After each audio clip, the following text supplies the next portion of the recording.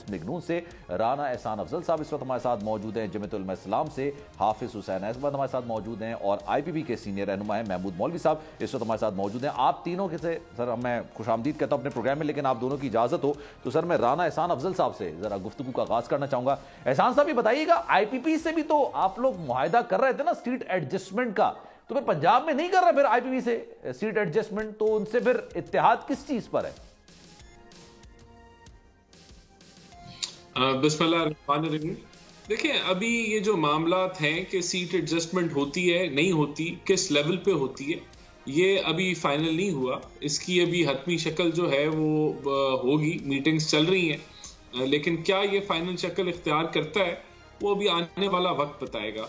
आपस में एक दूसरे से दोनों जमातें जो हैं इन टच हैं, राब्ते में हैं, मुलाकातें जारी हैं और देखते हैं कि ये सीट एडजस्टमेंट किस हद तक होती है। हेलो हाय करने के लिए तो नहीं होंगे, मतलब क्या वजूहात है जिसकी वजह से आईपीपी में जो लोग इस वक्त हैं वो पहले पाकिस्तान तहरीक इंसाफ में थे और वो आप लोगों के लिए किस तरह की जबान और रवैया और अंदाज गुफ्तगू अपनाते थे ये आपको भी पता है, लेकिन अब चलें वो आईपीपी में आ गए हैं तो आप उनसे गुफ्तगू शुनीद कर रहे हैं तो उसका कोई बेसिक पॉइंट तो होगा।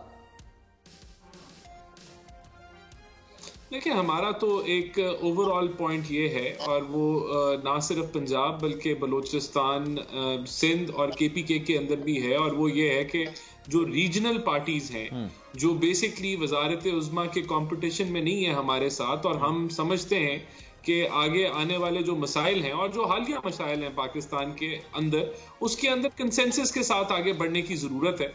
तो उस बेसिस के ऊपर जो है वो हम इन जमातों के साथ राब्ते में हैं।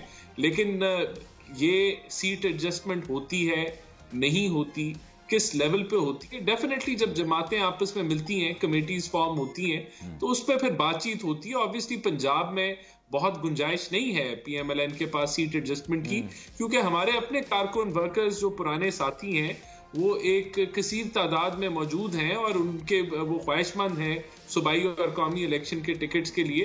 तो सीट एडजस्टमेंट किस लेवल पे होती है ये अभी फाइनल नहीं हुआ, ये चीजें आगे आके फाइनल होंगी। तो सर आप समझते हैं कि जो आपने रीजनल जमात का जिक्र किया है आईपीपी उनमें शुमार की जाती है और वो भी वजीर आजम की कैंडिडेट के लिए रेस में शामिल नहीं है? आपको लगता है ऐसा? ये मैं आपसे सवाल कर।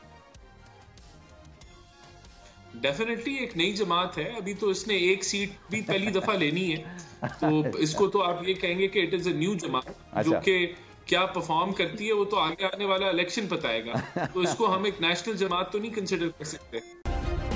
सब्सक्राइब करें और बेल दबाएं ताकि कोई खबर रह न जाए।